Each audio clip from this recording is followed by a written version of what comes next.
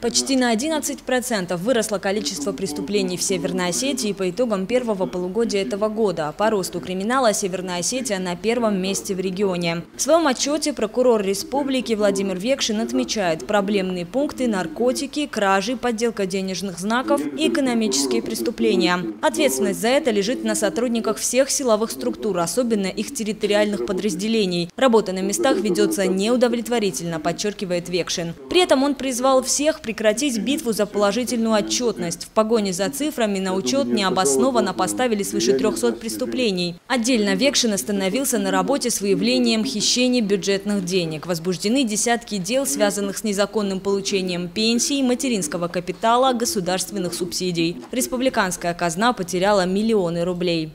Всего 17 уголовных дел расследуется по фактам хищения бюджетных средств, в том числе хищений.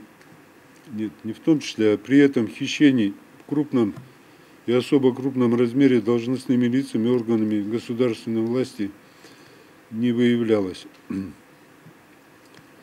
таком состоянии деятельность Министерства внутренних дел по противодействию преступлениям в сфере экономики нельзя признать удовлетворительной. Нет никакого контроля в сфере госзакупок или исполнения федеральных программ, говорит Векшин. При этом в суде 3 крупных дела о хищении. Так испарились крупные суммы, которые должны были пойти на строительство 16 спортплощадок во Владикавказе, печально известной 28-й школы, а также IT-парка «Алания». Прокурор также рассказал о 15 случаях незаконного получения субсидий предпринимателями общей суммой порядка 10 миллионов рублей. Проверки в этом направлении будут продолжены. Яна Гайгиева, Михаил Безуглов, Осетия ТВ.